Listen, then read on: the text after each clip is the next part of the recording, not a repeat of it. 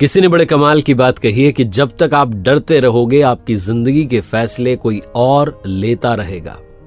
नमस्ते दोस्तों, मैं हूं आरजे कार्तिक। एक बहुत छोटी सी मजेदार सी कहानी एक दुकानदार की जिन्होंने अगरबत्तियों की दुकान खोली। सुगंधित अगरबत्तियां लाकर के उन्होंने जमाई और बड़ी अच्छे से दुकान सजाई और बहुत अच्छा उनका व्यवहार था। कस्टमर्स के साथ बहुत अच्छे से बात करते थे। धीरे धीरे उस एरिया में उनकी दुकान जम गई।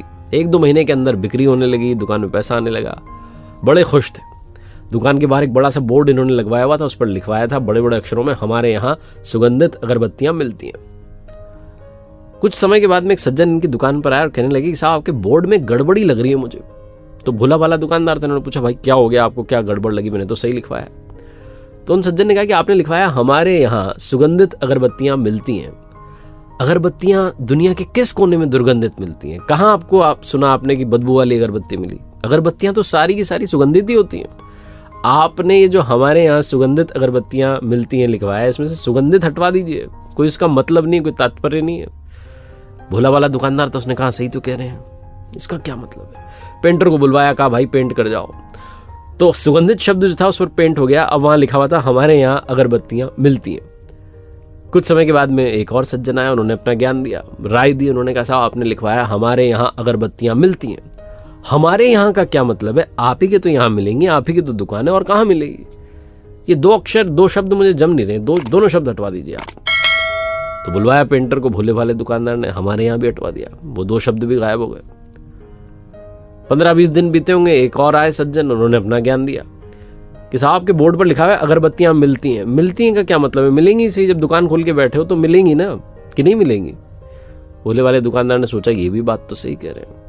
अब उस बोर्ड पर लिखा हुआ था बड़े बड़े अक्षरों में अगरबत्तियां, बाकी सब गायब हो गया। हमारे यहाँ मिलती हैं सुगंधित, सब गायब हो गया। 1-2 महीने बीते होंगे, एक सज्जन आया, उन्होंने कहा साहब आपने अगरबत्तियां लिखवाया हुआ इतना बड़ा बड़ा, दुकान अगरबत्ती की तो अगरबत्ती मिलेगी, मोमबत्ती तो मिलेगी नहीं, इसका मतलब क्या है?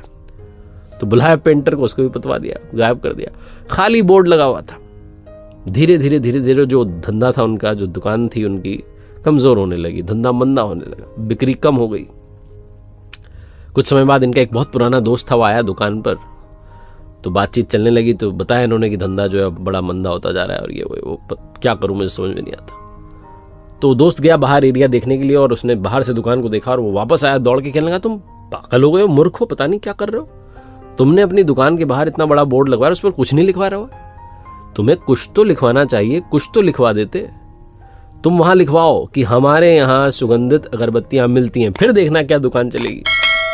जहां उस दोस्त ने ये बात कही, इस भोले वाले दुकानदार का दिमाग ठनका और समझ में आई कि मैं सबकी राय लेता चला गया और खुद का नुकसान कर बैठा। अगर आप सबकी राय लेते चले जाएंगे तो कहीं आपकी दुकान का भी धंधा मंदा ना पड़ जाए, कहीं आपका बोर्ड ना हट जाए।